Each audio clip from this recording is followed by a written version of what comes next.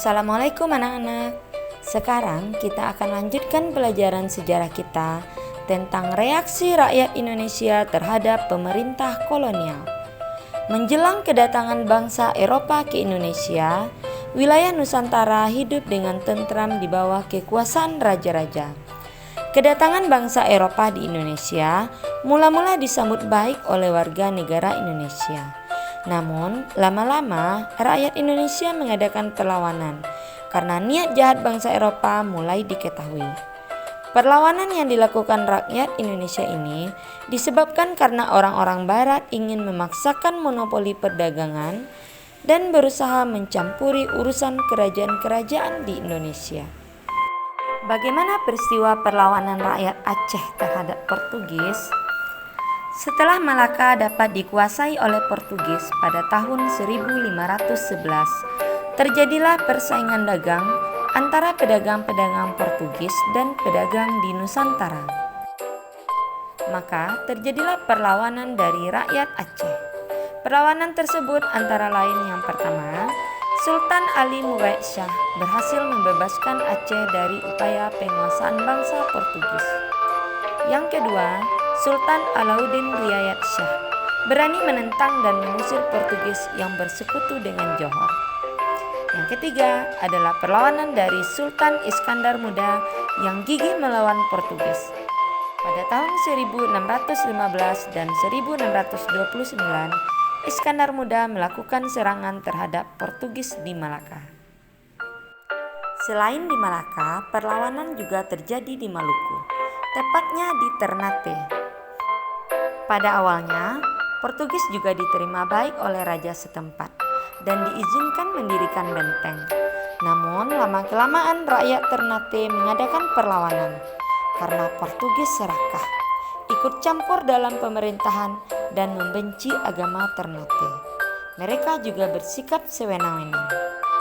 Rakyat Ternate dipimpin oleh Sultan Hairun bersatu dengan Tidore melawan Portugis, sehingga Portugis terdesak. Pada waktu terdesak, Portugis mendatangkan bantuan dari Malaka yang dipimpin oleh Antoni Galvo, sehingga Portugis mampu bertahan di Maluku. Pada tahun 1565, rakyat Ternate bangkit kembali di bawah pimpinan Sultan Hairun. Portugis berusaha menangkap Sultan Hairun, tetapi rakyat bangkit untuk melawan Portugis, dan ia berhasil membebaskan Sultan Hairun dan tawanan lainnya. Akan tetapi, Portugis melakukan tindakan licik dengan mengajak Sultan Hairun berunding. Dalam perundingan, Sultan Hairun ditangkap dan dibunuh. Perlawanan rakyat Ternate dilanjutkan di bawah pimpinan Sultan Babullah. Sultan Babullah adalah putra dari Sultan Hairun. Pada tahun 1574, benteng Portugis dapat direbut. Kemudian Portugis menyingkir ke Hitu dan akhirnya menguasai dan menetap di Timur-Timur sampai tahun 1975. Begitulah perlawanan bangsa Malaka dan Maluku terhadap Portugis. Nah, bagaimana dengan masa penjajahan Belanda? Sama halnya dengan peristiwa pada masa Portugis. Awalnya Belanda diterima baik oleh bangsa Indonesia. Namun lama-kelamaan Belanda mulai menjajah bangsa Indonesia. Bangsa Indonesia pun melakukan perlawanan di bawah pimpinan para tokoh dan para raja-raja di daerah masing-masing. Mari kita lihat raja-raja dan tokoh-tokoh yang telah melawan Belanda pada masa penjajahan kolonial. Yang pertama, Sultan Hasanuddin dari Makassar. Yang kedua, ada Pangeran Antasari dari Banjarmasin, Kalimantan Selatan. Yang ketiga, ada Kapitan Patimura dari Maluku. Selanjutnya, ada Silas Papare dari Papua. Di Yogyakarta juga terkenal dengan pahlawan Pangeran Diponegoro. Di daerah Banten juga terjadi perlawanan yang dipimpin oleh Sultan Ageng Tirtayasa. Begitu juga di Sumatera Utara, Ada juga perlawanan yang dipimpin oleh Sisingamangaraja. Ada banyak sekali perlawanan yang terjadi di Indonesia terhadap bangsa Belanda.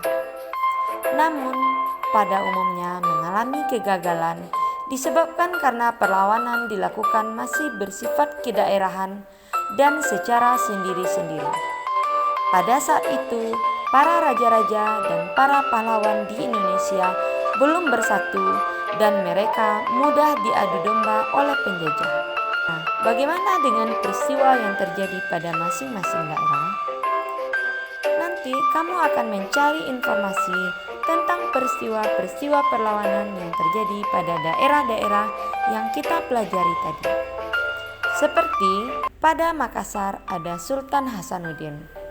Silakan cari informasi tentang asal daerah, alasan melakukan perlawanan, bentuk-bentuk perlawanan, dan hasil perlawanannya. Begitu juga dengan tokoh-tokoh lainnya. Demikian penjelasan hari ini. Salam literasi. Silakan mencoba anak-anak. Assalamualaikum warahmatullahi wabarakatuh. Sampai jumpa.